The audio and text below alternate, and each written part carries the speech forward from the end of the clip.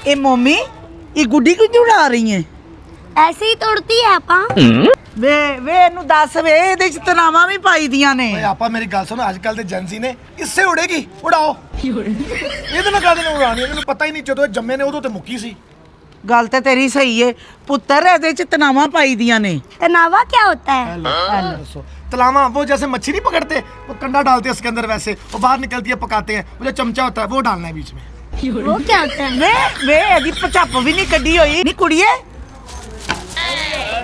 झप काटे में ਹਾਂ ਪਚੱਪ ਵੀ ਨਹੀਂ फिर ਕੱਢੀ। नहीं ऐसे पचान हाँ। काटते हैं।